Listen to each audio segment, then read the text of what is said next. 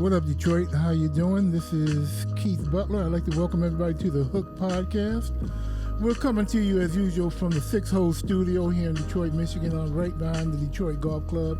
I'm here with my co-host, Jeffrey Lowe. What's up, Jeff? What up, Doe? What up, Doe? What up, Doe? Yeah, man, it's kind of cold out there, man. It's been cold for a while, man. Oh, man, cold. My heating bills for the last 2 months were incredible. I mean, it got to the point where I decided to turn my heat off. Winter in America. That's a Gil Scott tune. But we're not going to do that right now. We're not going to do that. And we got with us today an old friend of mine, longtime friend of mine, and Jeff, but a longtime friend of mine, old co-worker, Michael Hudson. How you doing, Mike? I'm doing great. Yeah, good to see you, man. Glad. Thanks for showing up. Thanks for coming. Oh, yeah. I mean, it's an honor. This is actually my first podcast ever. Oh, really? Yes. Yeah, well, I remember you turned me on to one of your church members. I went by his place and did a podcast with him. Yeah. But I'm surprised this is your first one. First one. Yeah? Yes. Well, we're glad to have you here. And you brought along a couple of books. You went to something today, and we're going to have you talk about it. First of all, tell us what it was and where it was and who it was for and so forth like that. Yeah. My cousin go to, Reverend Kenlock Church. This is not an advertisement, ladies and gentlemen. Go ahead, Mike. Right. And he go to a church, and every year they have a men breakfast, where men come together, meet and greet, have conversation. Mm-hmm. And typically, he comes in, do his speech, motivation speech. Like today, it was on John 3:16. Okay, so is this just specifically for men? Or, yes. And is it men of a certain age, or from what's the age range? I've never seen anybody there like kids or anything or teenagers. But I'm assuming if you're 18 on up, you're more than welcome. Okay. All right, so tell us a little bit more about it. I didn't mean to cut you off, so just tell us a little bit about it. Well, typically the event, like I said, you have it once a year. It's a men breakfast. Typically most churches have that. And, you come, they serve breakfast. And, then you conversate, with the guys at your table. And then eventually, Pastor Kenlock, will come in and, deliver his message, which generally around 20 minutes. Mm-hmm. And then after then, just go around and meet and greet. One of the changes of this breakfast is they're in the midst of Lent. So typically when you come in, you see the bacon, the eggs, the pancakes, and things of that nature. But when we got there today, it was like oatmeal, with mixed fruit, orange juice, and water, and because it was like, but then we forgot they're in the midst of Lent.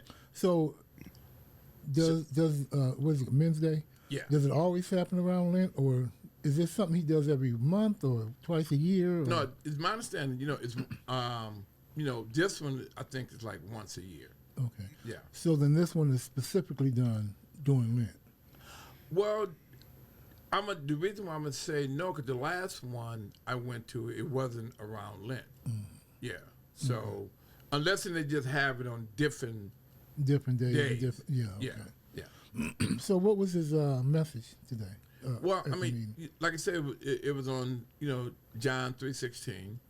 Mm-hmm. It's when Jesus says out, save the world, and in terms of being disciples, a lot of times, we look at when somebody say a discipleship, you have to be a pastor or something like that, but you don't. Each individual, at church, God requires us to go out and be disciples. And he did talk about some disciples, will give you 500 verses, and get deeply, religious, in terms of the history, and some people get turned off by that. Mm-hmm. For me, for once, I do. Sometimes it's difficult to talk to a brother and he take it all the way back to, biblical days. This, and I'm like, That's more than I asked for. Huh? right. So what did you get from it today? And talk a little bit about your discipleship, what it means to you, and so forth. Well, no, like I said, what I got out of it is that it's important that we know that as members in the church is that the pastor is only one discipleship. He can basically disciple to the people that's at church that Sunday or anybody he meets. But, like I said, God requires us that we go out and also do it. So that means if you got 1,000 people at your church, that means potentially you got 1,000 members, disciples. That Disciples, disciple. right. Mm-hmm. Yeah. Okay. You brought along with you a couple of pieces of literature, a couple of books. You want to talk about those? Now, this information, these books you got from the event today, Yeah. right? Okay. Yeah. Raphael Warnock. Yes. Yeah, tell us about his message. This is the book that he written since he's been a senator. And he also wrote a children's book. So I haven't had a chance to read it. Well, you just got it today. Yeah. Yeah. So now he was the guest speaker. No. Oh no. Yeah. You wish. Oh, Yeah. Yeah. I mean, but I wouldn't be surprised. I mean, one thing you know about Pastor Kenlock, I mean, his vast of friends that come in to bring the message at the church is well known. I mean, the obvious to show you that it's well known. I mean, these are books that they gave away. So I mean that tells you alone. I think this book retail for like $30, Okay. and the same thing with the children book. I mean, Yeah, what's the name of the books? So people, the in name case of you wanna his go get book 'em. is A Way Out of No Way. and that's by Reverend Warnock, Senator. Senator Raphael Warnock.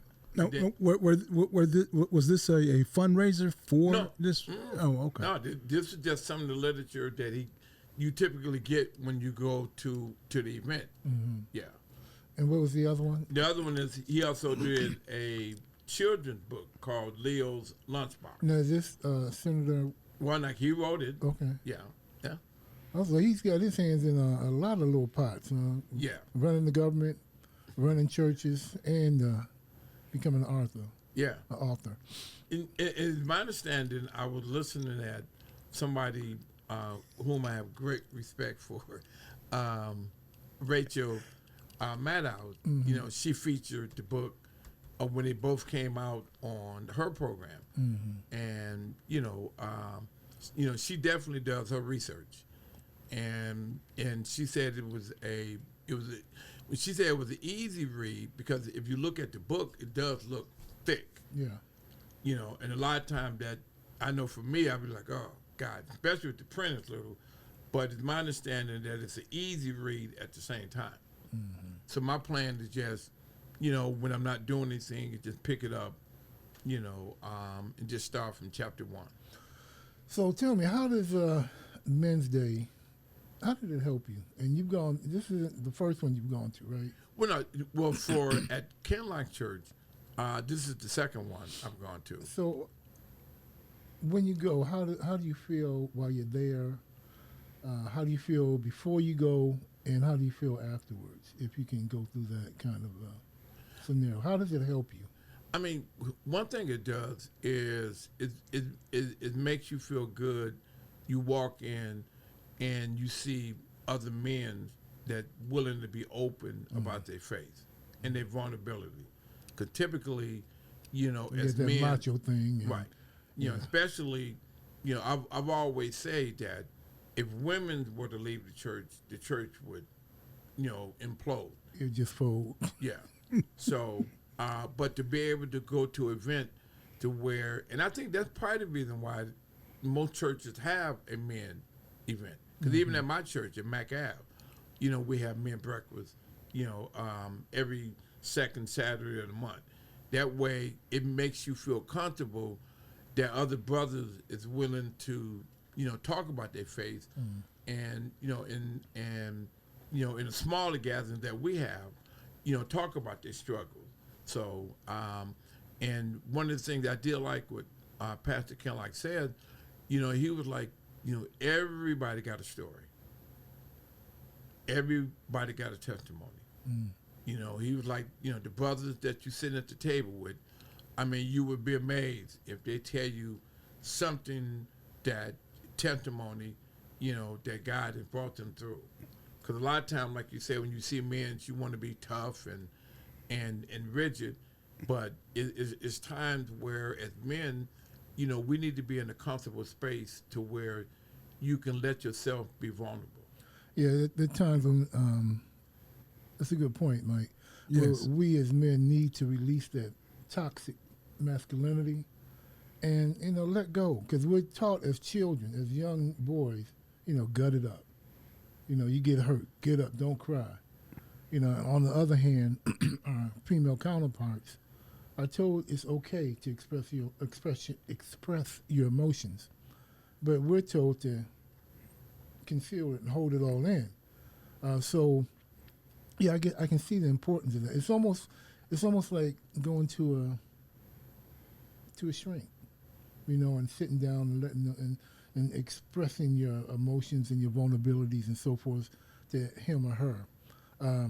Was there a lot of that going on there, where a lot of the brothers standing up and just releasing what what's been pent up? No, see, unfortunately, when you have such a that many gatherings of men, if you were to do that, that means the event would probably be 2 or 3 hours. Okay. Basically, it's just giving you an opportunity, if you want to express yourself, the men that's sitting at your table. Oh, okay. okay. Okay. Yeah. Okay, so Yes, like, in a smaller group. Right. so Yeah. like talk amongst yourself like we're doing right now. Right. So how many brothers do you think were there? Oh man, I'd probably say at least 300. No kidding. Right. Yeah. That's Okay. what I say. I mean, if he, would have asked to start it, at that point, I'm quite sure, the event would have lasted, a long time. There were 300 men there today? Yeah. That sounds like it's a big event. Yeah. Yeah. Yeah. Now, here's the important question. Was there enough pancakes? That's what I need to know. No, like I said, that was the Was first there one. enough bacon? No, the first one I went to, and that's one of the good things. That's one thing I can say about Pastor Kenlock. When he have his feeding, you eat at church, when he have an event, the first one I went to, the food was catered. I mean, it was great. But there's enough for everybody. Yes, enough. And how long did the event last? About an hour and a half. Okay. And see, the only reason why they didn't have meat and all that stuff today because they in It's Lent. Lent, right. That's why I say he was. The first thing he's joked about, man, I'm surprised to see as many brothers here, knowing we ain't got no bacon here. And I was a little shocked because when I looked at him, I will admit, when I told my cousin, I was going, I said, well, at least, I get me a free breakfast this morning, if nothing else.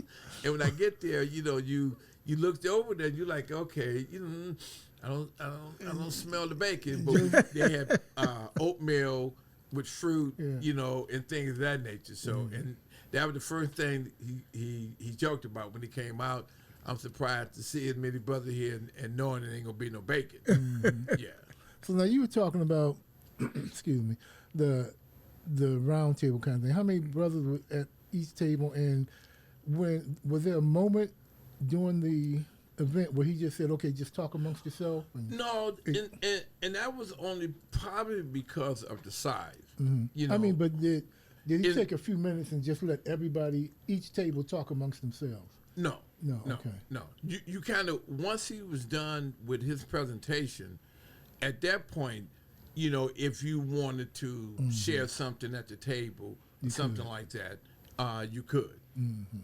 But what I got out of it today was, his message was, we all are disciples. You might not think you are, because sometimes, you think you got to know 1,800 verses. Your lifestyle is your disciple.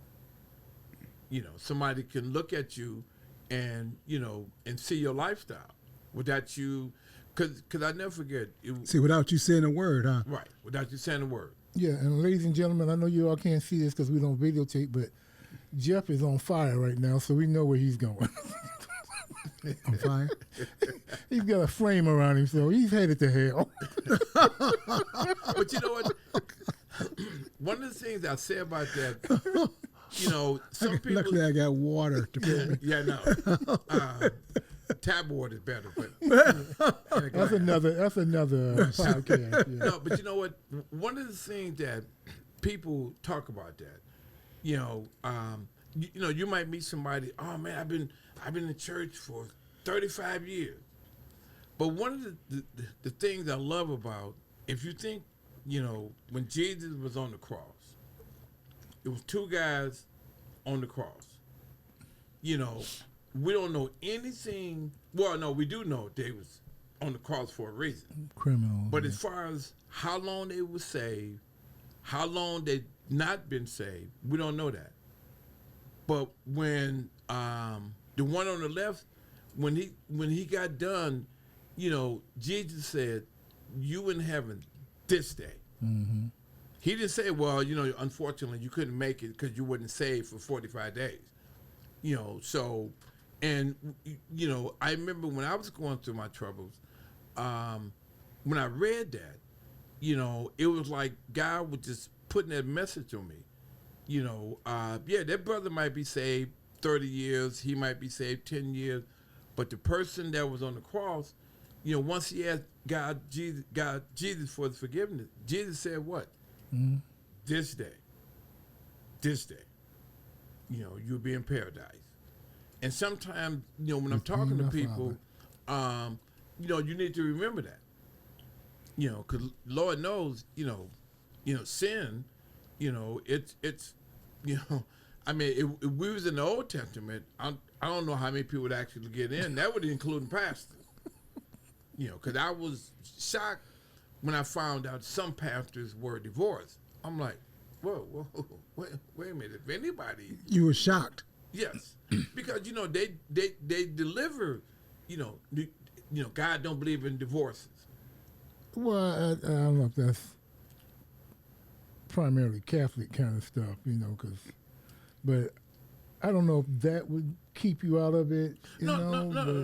I'm saying it won't. But what I'm saying is, growing up, I just looked at pastors as being holier than thou, perfect. Yeah, don't do anything, and not being divorced. Right, and not being divorced. But that's a lot of the problems that we have with our leadership. We expect them to be better than us. With our leadership, where in the church, in the black church, or just any the church, any denomination, any denomination. Okay, we expect them. We put them on a pedestal, and we expect them to be able to stay there. And the moment they slip and fall, right, then we're quick to jump and criticize and condemn.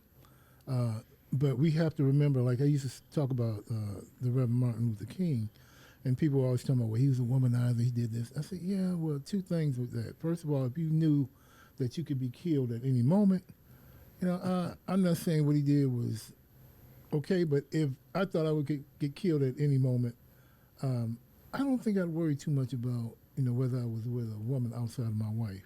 I might need a little relaxation, something to ease my nerves. And then the other thing, and the most important thing I say about him, is that before he became a pastor, before he became the Reverend Dr. Martin Luther King, he was a man. And we forget that pastors are human. We forget they're men, and they were men before they became pastors. And we shouldn't be so quick, and I guess I'm saying that because I'm a PK.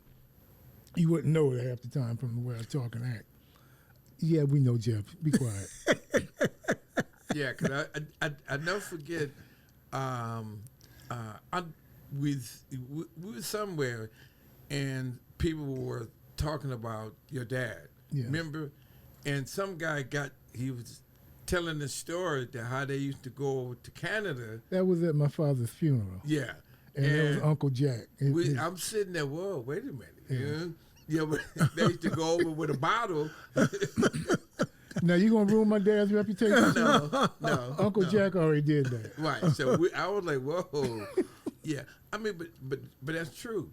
even, I did that at one time, but then I realized, that, you know, you know, when when he asks for forgiveness, God gonna forgive him.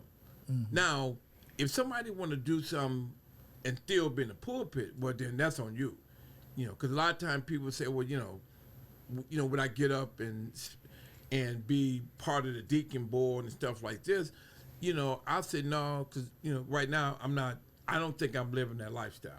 Not a perfect lifestyle, but that lifestyle to where, for sure, if I'm gonna get up there and say you shouldn't, God, required that you don't do that, I got to make sure that I'm doing that. Mm-hmm.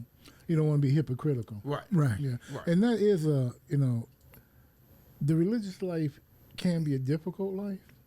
No, because it is a difficult life. Well, the thing about it is like you were kind of allured to, Mike, is that you kind of have to be that way all the time. You can't just do it on Sunday, because we'll creep around. We'll go to church, give it up Sunday, praise, read the scripture, sing the hymns, listen to the word, and run out and get drunk. On Monday, on Tuesday, sleep with somebody else. on Wednesday, Smoke a little doobie, on Thursday, go party, Friday, looking lust after women, Saturday. And then go back to church Sunday, Yeah. And ask for forgiveness over and over, Right. And I tell people all the time, God is a parent. At some point, when does forgiveness run out? We know with God, we don't think it ever does. But as a parent, sometimes you get a little fed up, and you kind of put the hammer down. But that's neither here nor there. Right. So, I mean, yeah. So, like I say, today's event, that's what I got out of it. To be, we all are disciples, and that you're not perfect. mm-hmm. 'Cause like you said, everybody in this room, got a story. A lot of them, Yeah. Yeah. a whole lot of them, Yeah. Now, today being it's Men's Day, right? Yeah. Yeah. They had men breakfast. Men's breakfast. Jesse Jackson. Did you guys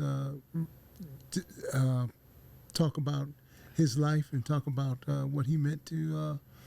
No, probably the only reason why I didn't, because like I said, they want to keep it structured to the message, that he was intending on. And it wasn't any disrespect to, Reverend Jackson. I mean, once you get on Reverend Jackson, that takes it to even. I don't think you can just get up, and just do 5 minutes and that's it. No. Yeah. you So couldn't. yeah, I don't think he didn't talk about Reverend Justin Jackson out of disrespect or anything. But he wanted to stay on the On the topic of right, discipleship. right, Yeah. right. Yeah, and that would be easy enough to do, And because we all know that, that would lead from Reverend Jackson to Reverend King to Reverend Abernathy to the civil rights movement. It would lead to a whole lot of different things, So, yeah, I understand why he wanted to just stay on the topic of discipleship. And since you mentioned, Reverend Jackson's name, I mean, it's like his sayings. We all know he's probably one of the greatest disciples, that ever walked this earth. I am somebody. And that's like every time I say that, it's like, and that was something he said 40, 50 years ago. Yep. So it's When it needed to be said. yeah, Right. Yeah, when it really needed to be Yeah. said. It's Yeah. like you and I were talking earlier before Mike got here about protest songs and stuff like James Brown's, I'm Black and I'm Proud, and, Gil Scott-Heron and stuff like that. Yeah, those things needed to be said then. And I am somebody, it needed to be said Right. back then. Right. Oh yeah. So it's but like I said, today, we just, one of those, when you go, it's just good to see, a lot of brothers, Of like mind. yeah, Yeah. yeah, yeah. Yeah. So I guess. And he, like I said, I am definitely impressed, with, matter of fact, I spent New Year's Eve service at the church. 'Cause typically growing up, you always went to like a midnight service. Yeah, Watchtower. Yeah. And this year, me and my No, that's same New cousin. Year's. I'm sorry. Watchtower is New Year's. I'm Year's. sorry. Yeah. And we went to bring in the New Year's at his church over in Southfield. Okay. Would you suggest that others would go to something like that? And Well- have you been to any others in other churches? Yes. Yeah. Yeah. Oh yeah. How does this one compare to I mean, they, other churches? they pretty much, are the same. The intentions is to get men to come out, because when women have their day, it's triply packed. Typically, men, we, don't want to socialize because, like I said, you letting yourself be vulnerable, to let people know, what I believe in, but women's, like I said, when they have Women's Day, it's just, and the nice thing about it, there was no machoism. On that day, everybody is equal. Yeah. And you know why there's always why Women's Day is bigger. There are 3 times as many women in the congregation than there are men, and women tend to. I think I could be wrong.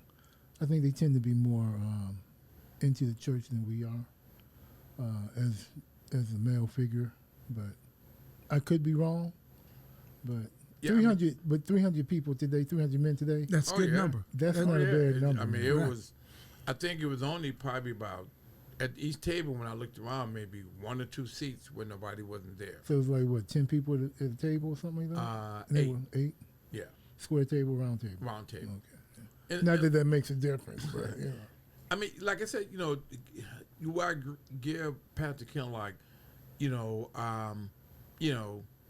whenever he puts on something, it's always first class. Mm-hmm. Yeah, the church he have on 8 Mile. I remember, like during the pandemics, when I was taking the nurses over there, so they could test people for COVID, and he was feeding people, and the food was hot, served in excellent containers, It wasn't a cheese sandwich or anything like Right. that. It was a hearty, healthy meal. Oh yeah, I mean, like I said, one thing I can say about him, the events I've gone to at his church, have been first class. So, okay, before we close up, Mike, can you tell us where his church is and where your church is? If Well, you know where his church is. yeah, well, I think he has 5 of them. Yeah, yeah. right. The one that most people familiar with, of course, is the one on the boulevard. Which used to be owned by another pastor, and then in Southfield, and then they have the one over on 8 Mile, and I think he has one in Flint. But I think he has a total of 5 5 or 6 different locations. So Okay, well, give your church a plug right quick. and then Mac Ave, where I go to now, Community Church is right there, Mac and Hardy. Okay, who's the minister there? The pastor? Pastor Leon. Pastor Leon. Yeah. Okay. Like I said, it's one thing. I don't know if you ever heard of Mac Development. It might be small in terms of numbers, but the impact that they have through Mac Development right there, In that community? In that community, yeah, you can see it. Okay, ladies and gentlemen, I'd like to thank my guest, Mr. Michael Hudson, a good friend of mine. I'd like to thank you all for listening and tuning in. This was a little different than what we normally do, but it's refreshing. It was beneficial, informative, educational. Yes. And, if you have any ideas or anything, well, you can't reach us, but, we try to do things like that differently. And I want to just thank you, Mike. It was good. Yeah. You did a great job. And this is Keith Butler signing off with my co-host, Jeffrey Lowe. All right. This is The Hook. And everybody stay warm, stay safe, and be healthy. Peace.